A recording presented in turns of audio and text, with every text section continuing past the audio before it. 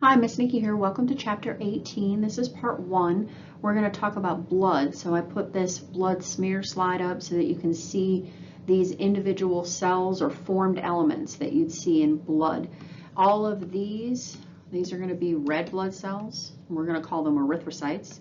And then anything that has the dark purple nucleus, these are white blood cells. And then you can see scattered throughout our little cell fragments, and those are platelets that are responsible for coagulation or clotting. Just to kind of go back and do a general composition of blood, hopefully we remember connective tissue is one of the four major tissue types.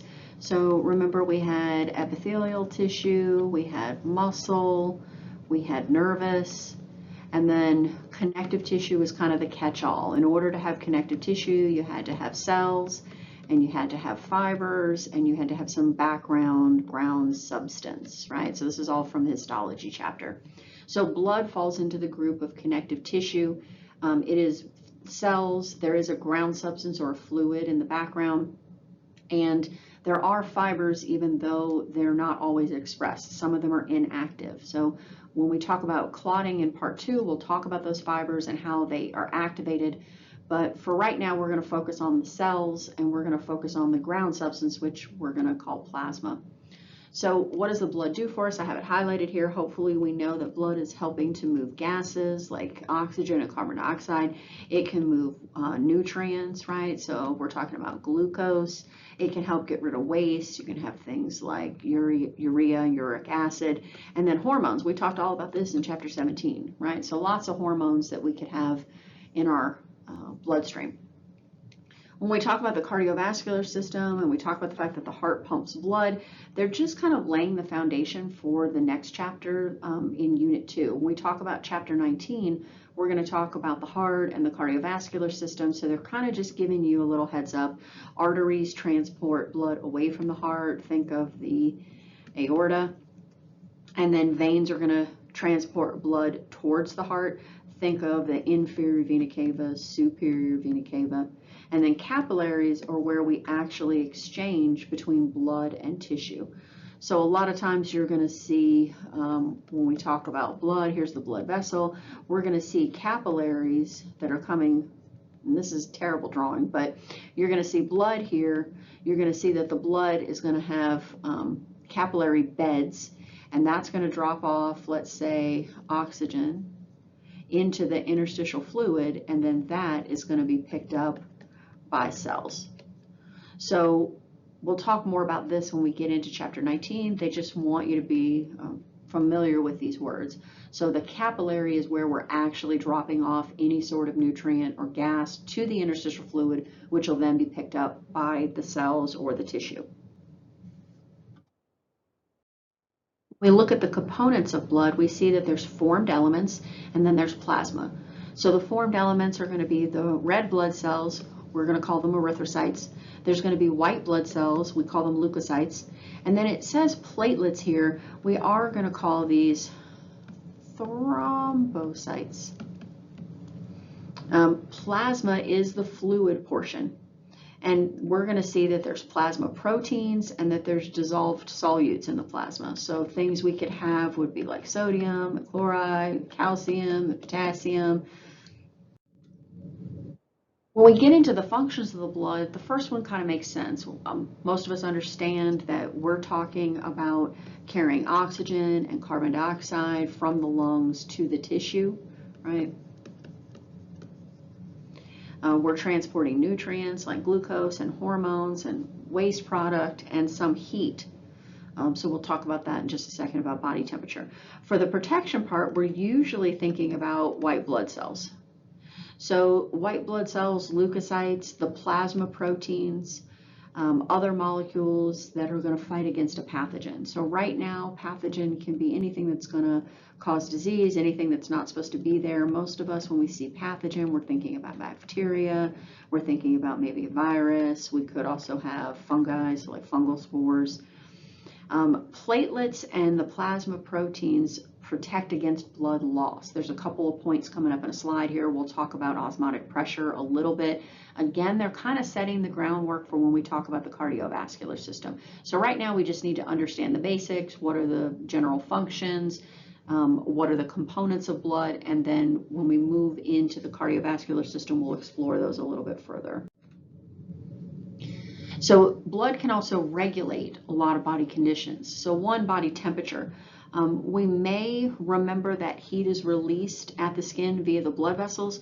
So we said that if you're really hot, why are you flush? Back in 201 when we talked about the integumentary system, and we said, well, if you're hot, you can push blood out into the skin so that hopefully some of that heat can be released because the blood vessels are closer to the external environment.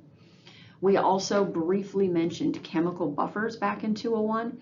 So your blood should be at about 735 to 745, but remember certain areas of your body have a much lower pH. So the pH of the stomach is about 2. So if I was dumping any waste contents from my stomach tissue, that would be maybe at a higher pH than what we want in our blood. So we have to have chemical buffers that can kind of keep our blood, maintain our blood at that 735 to 745 body pH. If you don't remember about pH, go back and look at it, but remember 0 to 7, this is something that's acidic, and 7 to 14, this is something that is alkaline. The extremes are never good. We want somewhere here in the middle. Unless we're trying to break down food, then we probably need a stronger acid to help break those chemical bonds that are in food. The last item on here, fluid balance, it's talking about the fact that we're losing water and water's being added, right? So we have water from our GI tract being added to the blood. We're losing water in our urine, in skin, respiration, like from your exocrine glands, right? Your sweat glands, your eccrine, merocrine sweat glands. You're releasing sweat that's mostly made up of water. Fluid is exchanged between the blood and the interstitial fluid. So this was what I was trying to depict with my terrible artwork from before, where we have our blood vessel, we have our interstitial fluid, and then we finally have our tissue, right? So fluid has to go from the blood vessel into the interstitial fluid and then be picked up into the cells. So any nutrient as well, right? Any of these electrolytes, any sort of gas, any sort of nutrient like glucose has to go through this process. Again, they're kind of just dropping this idea that blood contains proteins and they help maintain this osmotic balance. So if you remember, osmosis is the movement of water across the plasma membrane, being transported from one side to the other. Color of blood. So if it's oxygen rich, if it's carrying oxygen, basically, we haven't talked about hemoglobin yet, but if hemoglobin has oxygen bound to it, it's a brighter red color, where if it doesn't have it, it's a darker red color. We're going to go with about 5 liters of blood in an adult. It can depend, it can vary, you can see that between size of the adult, male versus female, right? But we're going to just say about 5 liters to make it simple. And the viscosity, that means the thickness of blood. So blood is a little bit thicker than water. It depends on the amount of fluid, right? And the number of formed cells. So viscosity increases if the erythrocyte number increases. Viscosity increases if the amount of fluid decreases. So if you are dehydrated, your blood is thicker. If you're making more red blood cells for some reason, then your viscosity increases. Plasma concentration of solutes. So again, we have some more characteristics of blood here. They're again telling you that the proteins and the ions are going to determine the direction of osmosis at the capillary wall. So if you're dehydrated, so during dehydration, the plasma is hypertonic, has increased solutes, right? That's what that term means. And fluid is drawn from the tissues back into the blood.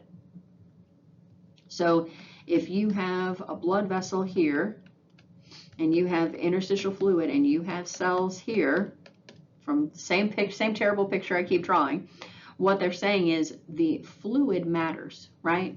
The pressure of the fluid matters, and then the direction of the water flow matters. So we're going to see some more of this. We're going to talk about hydrostatic pressure and osmotic pressure and how blood pressure, either high or low, can affect the movement of gases or ions or fluid from the blood to the interstitial fluid to the actual tissue, right? So I'll write tissue out here in case we're confused. So the proteins in your blood matter. The ions in your blood matter, and it helps determine how water moves from the blood into the interstitial fluid into the tissue. The second one on this slide that's highlighted is temperature, and blood is a little bit warmer than your body temperature, and so as blood is moving through the area, it's warming up that area. And then here we have our blood pH that I've already stated, 7.35 to 7.45. We'll talk more about blood pH when we talk about respiratory and the kidneys, urinary, and we talk about acid-base balances. We'll come back and talk about this. For right now, just know that that's the ideal range for blood. The next slides, they want to show you what does it look like if we spin blood down. So if we have blood, we put it in a tube, and then we spin it down in a centrifuge, all the heavy stuff is going to go to the bottom, and the lighter stuff is going to stay at the top. So the erythrocytes are going to be at the bottom because these are heavy. And then you're going to have this buffy coat, and it really looks, it's this gray-white color, it's cloudy. That's what I always equate it to. It looks kind of cloudy, like a cloud stuck in between these heavy red blood cells and this watery plasma. So they have a nice breakdown here for you. They're showing you all of the yellow, and the yellow is the plasma, and they're talking about how much water. We'll go through each of these in just a second. And then the buffy coat, it's really hard to see here, but the buffy coat is just this white thin layer. It is less than 1% of all of your blood, and this is both platelets and leukocytes.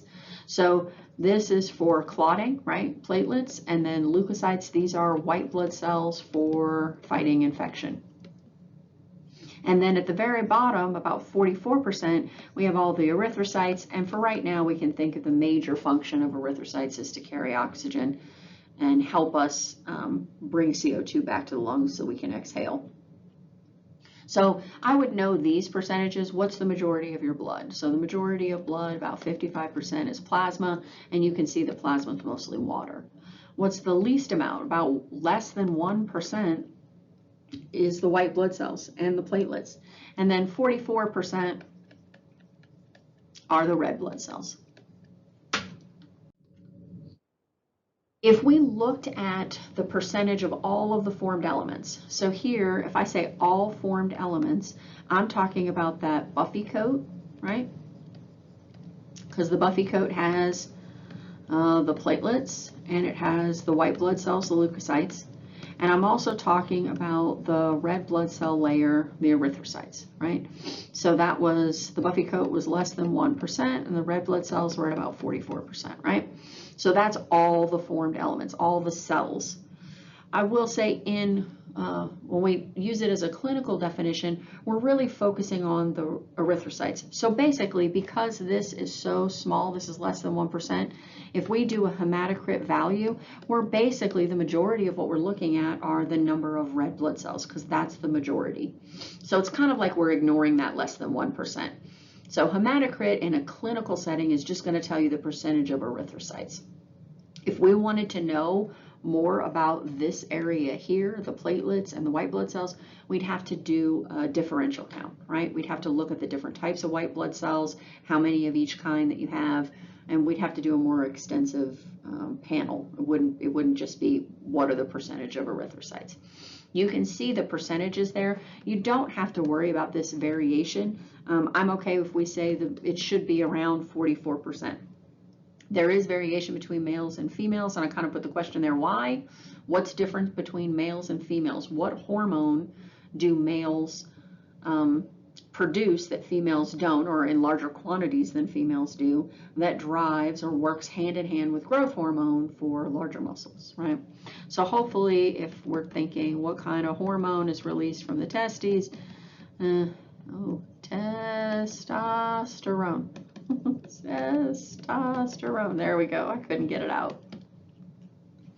So a blood smear is what we saw on the very first slide. So that's when we put a drop of blood and we spread it out on the slide and we stain it.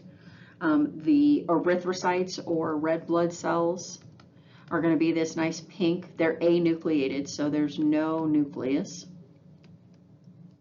Then we have leukocytes, and these are the white blood cells. And these, you're going to notice the nucleus. It's this dark purple color. And then we have platelets. These are fragments of cells. So here we have the process. They're showing you prick your finger, you smear it on a slide, you stain it, and you can see the red blood cells, you can see the white blood cells. And you don't really see platelets on here, but you'd have little spots of darker colored platelets. So then they move on to plasma, and they want to kind of drive home the point that the majority of plasma is water. We do have to have those plasma proteins to make sure we don't lose fluid in the capillaries out to the tissue. And then we're going to have some dissolved molecules and some ions. You can have dissolved gases. For ions, we can have sodium, that's potassium. We can name several that we have, right? They want to drive home the point that this is extracellular fluid. And I know this seems silly, but this is not made by cells, right? It's outside of the cell. So remember, in blood, we're going to have the formed elements. These are cells, right? Anything outside is going to be extracellular fluid. So is plasma extracellular fluid? Yes. It's outside of the cell. Anything inside, if I have a red blood cell, anything inside, that's going to be intracellular fluid. So maybe you remember this from back in the days when we talked about osmosis, but they just want to make sure that we understand that plasma, the watery part of your blood, is extracellular fluid. What else is extracellular fluid? We keep talking about, right, blood vessel. We talk about interstitial fluid, and then we talk about tissue. So interstitial fluid, is that outside of cells? Yes. So this is also extracellular fluid. When we talk about plasma proteins, again, they kind of again laying the groundwork for plasma proteins exert osmotic pressure. They prevent the loss of fluid from the blood as it moves through the capillaries, helps maintain our blood volume and blood pressure. The major one is albumin. There's lots in there. We'll talk some about these clotting proteins when we get to platelets and how they work. Blood is also considered a solution because we have electrolytes and nutrients and gases and waste products, right? So it's also considered a solution because we have cells and we have fluid, we have organic and inorganic molecules. Some people, you see I don't have anything highlighted, but some people are really, they stress about some of these words, right? The next topic that we have to talk about is how we form these formed elements. Basically, what's the trigger for them to be made? What's kind of the terminology that we would use? So hematopoiesis is the umbrella term. Hematopoiesis is the production of all formed cells. They occur in the red bone marrow, and the stem cell is a hemocytoblast. So we're going to see on the next slide, this hemocytoblast can differentiate, turn into all of the cell types. So hemocytoblast is the stem cell parent that makes all your red blood cells, all your white blood cells, and all your platelets. Then one type of hematopoiesis that we're going to talk about is erythropoiesis. So erythropoiesis is the production of just red blood cells, just erythrocytes. This requires iron and B vitamins and amino acids, and we'll talk a little bit more about why that is in a second. So here's the slide. We can see that the overall term is hematopoiesis. And we can see that this cell, this is the hemocytoblast, and the hemocytoblast is going to direct erythrocyte, erythropoiesis, leukocyte production, leukopoiesis, and this one's thrombopoiesis or platelet production, and this one is leukocyte production or leukopoiesis. So at least they name them nicely, right? So hematopoiesis is all formed cells. Erythropoiesis is just making red blood cells. Thrombopoiesis is just making platelets. Leukopoiesis is just making white blood cells or leukocytes. So again, just giving you the term leukopoiesis, the production of leukocytes. We're going to go through all of these steps in part 2. We're going to talk about a granulocyte versus agranulocyte and what each type of white blood cell is created for, or what its job is in the immune system. So we're going to come back to that. Thrombopoiesis, which is platelet production, you're going to see the hemocytoblast as the stem cell, but the hemocytoblast is going to differentiate into a megakaryocyte. And the megakaryocyte is where we're actually going to see the platelets kind of being pinched off of. So it is a giant cell. Platelet pieces are going to come off of this megakaryocyte. And then again, these platelets are going to be important in the clotting process or stopping of bleeding, right? So again, here's the erythrocyte. We start off with the hemocytoblast, and we see eventually, or through erythropoiesis, lots of division. So there's lots of cell division going on here. And we end up with a fully functioning erythrocyte. And you can see right here, this is where the nucleus got ejected. Then we have thrombopoiesis, and you can see we come to this part where we have a megakaryocyte, and then eventually we have the little pinched off pieces of the megakaryocyte, and those are platelets or thrombocytes. And then we have leukopoiesis, where we're going to see lots of cell division, lots of differentiation, and we're going to end up with several different types of white blood cells or leukocytes. Here we have a little bit more about erythrocytes. You can see, small, flexible. These are formed elements in your blood. They lack a nucleus. They lack organelles. They're packed with hemoglobin. And if you remember, hemoglobin is a protein. You may have talked about it in 201. If you didn't, that's fine. We'll see a picture in just a second. So the main function of the erythrocyte is to transport oxygen and carbon dioxide between the tissues and the lungs.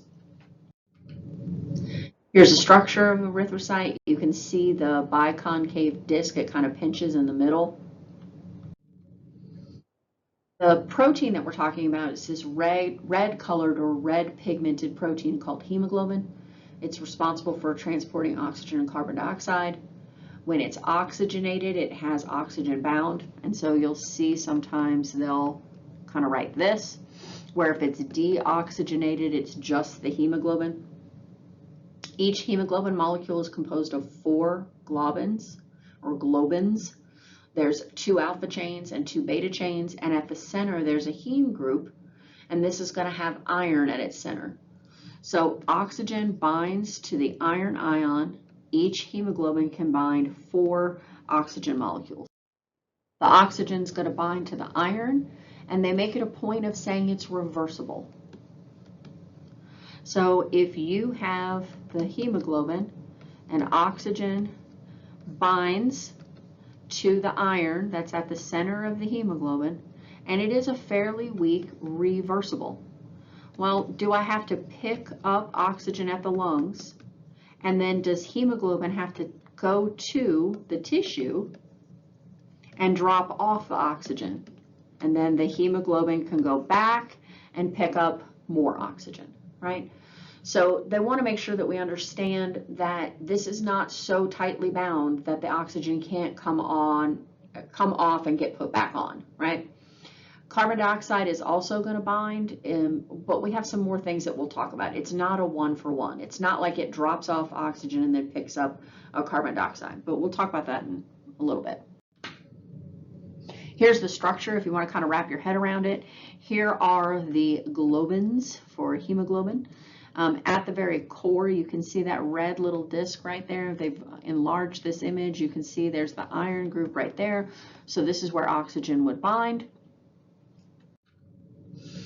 what dictates or regulates whether we make more erythrocytes? So we saw the whole flow chart where we start with a hemocytoblast and we have all this cell division and we end up with a fully functioning erythrocyte at the bottom once we've ejected the nucleus. So the hormone that controls erythropoiesis is called erythropoietin. So EPO, it's made by the kidneys. Its secretion is stimulated by a decrease in oxygen. So if you have a decrease in oxygen, that's going to send a message to the kidneys, and your kidneys are going to release EPO. That EPO is going to go to the red bone marrow and start the process of erythropoiesis. Testosterone can also stimulate EPO production. We also have some environmental factors. So if you're in a high altitude, low oxygen environment, this low oxygen is going to trigger your erythropoiesis pathway, and you're going to make more erythrocytes. Here's the image from the textbook. They're just trying to kind of put a picture to this. So what's the stimulus? You have decreased blood oxygen levels. You're going to have receptors at the kidney that are going to detect that low oxygen level, and that's going to cause the kidneys to release EPO. EPO is going to travel in the bloodstream. It's going to target the red bone marrow, and that's going to cause an increased rate of production of erythropoiesis, making more erythrocytes. If I dump more erythrocytes into my bloodstream, what's going to happen? The increased number of erythrocytes are going to allow more oxygen to be bound, so hopefully my oxygen levels will go up. What happens if you have too few red blood cells or too many? So if you have too few, we call it hypoxia or low, oxygen, if you have too many red blood cells, you're going to have increased viscosity. So think you're going to have thicker blood traveling through your blood vessels. So there's always a balance between, am I making too many red blood cells? Am I not making enough? And remember, red blood cells don't last forever. They don't have a nucleus. So anucleated, no nucleus, they can't do cell division. They have no organelles. They have basically ejected everything just to have tons of hemoglobin so that they can carry oxygen. So hormones will control how many red blood cells you have. Also the starting nutrients. So if you don't have iron, you can't make heme. If you don't have heme, you can't have the core of hemoglobin that oxygen is going to bind to. And remember, I said we're doing tons of cell division. When we're going from a hemocytoblast to create an erythrocyte, there's lots of cell division going on. And so we need vitamin B12 and folic acid. You also need nutrients like amino acids. If you're going to build hemoglobin, if you're going to build a protein, do you have to have amino acids? Yes. Right? Do you need some sort of energy source in order to produce ATP to carry out some of these functions? Yes. So think of it as these are the starting components. If you don't have enough of these, it doesn't even matter how much EPO you're releasing from your kidneys, you're not going to make red blood cells. I mention this because there are some people that inject pharmaceutical EPO. So some athletes, if they're trying to enhance their performance, they can do what we call blood doping, where they can remove blood prior to competition to increase EPO and then put the erythrocytes back in. They can also inject themselves with synthetic EPO. The thing that's bad is it increases rather quickly, your blood viscosity. So it makes your blood thicker. It requires your heart to work harder. It can cause cardiovascular damage because your blood is thicker. It can stick. It can cause tears. And we've tried to ban it. So things like the Olympics, if they're talking about EPO, this is what they're talking about. For the erythrocyte destruction, I just want you to have a general understanding. So since erythrocytes don't have organelles, they cannot synthesize proteins for repair. They don't have DNA to do that. So not only can they not copy themselves, but they can't repair themselves if anything's wrong. So the maximum lifespan is about 120 days. Old erythrocytes are going to be, some are going to be stored in the spleen for backup. Some are going to be broken down, and we can reuse some of the starting materials. So we can take the proteins and we can break them into individual amino acids, and we could reassemble them and make more proteins, right? We can also save some of the iron.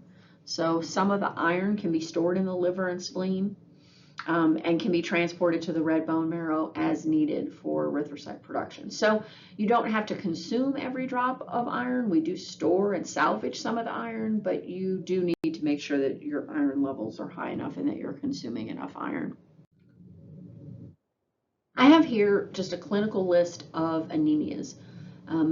Basically, what is anemia? Either something's wrong with the percentage of red blood cells, so it's lower than normal, or for some reason your oxygen carrying capacity is reduced. So what they're saying is you have low erythrocyte count, or they're abnormal and somehow they're not able to carry enough oxygen for your tissue demands.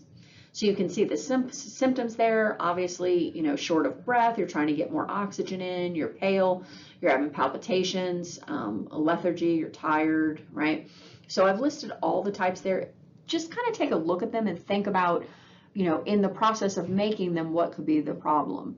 So if there's something wrong with your red bone marrow, okay, well, this is where my hemocytoblasts are located, right? And remember, hemocytoblasts make all formed elements. So if something's wrong with your red marrow, your hemocytoblasts may not differentiate, therefore you're not making erythrocytes, you're not making leukocytes, you might not be making platelets. Could you have some sort of genetic issue where your erythrocytes are being destroyed? They're falling apart, right? Could you have an issue with the cells not maturing, so your erythrocytes don't reach their mature form? This one, most of us, when we think about somebody being anemic, they're losing blood for some reason, right? Either internally there's a rupture or a tear in a blood vessel, or we think, I have a gash in my leg and I'm losing blood. So that would be hemorrhagic anemia. You can also have sickle cell, where you have abnormal hemoglobin, so the hemoglobin is not in the right shape. Remember how we talked about protein shape dictates its function. So if the shape changes, it can't really do its job. And then this one I think is interesting, and I usually talk about this one because basically you cannot absorb vitamin B12. We make something called intrinsic factor in our stomach lining, and intrinsic factor is needed in order for you to absorb B12. So pernicious anemia at the turn of the century, 1900, was a death sentence. If your stomach stopped producing intrinsic factor, you could not absorb B12. If you don't have B12, you cannot make erythrocytes. So this was basically a death sentence. You would slowly stop erythropoiesis. You would slowly stop making erythrocytes. The less oxygen you can carry, the less oxygen your tissue is getting. So all your muscles, cardiac, your brain, your neurons. So now we can treat a lot of anemias with pharmaceutical EPO. In some cases, we can't do anything if there's damaged hemoglobin. They have tried to do some gene therapy where they've gone in and tried to fix the genetic sequence so that you're producing the correct shape or folded protein. So of all of this, just kind of think about different ways in the process that could cause issues, could cause anemia. All right, well, I will talk about part 2. We'll get into what are those pesky platelets doing, and we'll talk a little bit more about all the differentiation in the leukocytes. So I'll talk to you soon. Bye.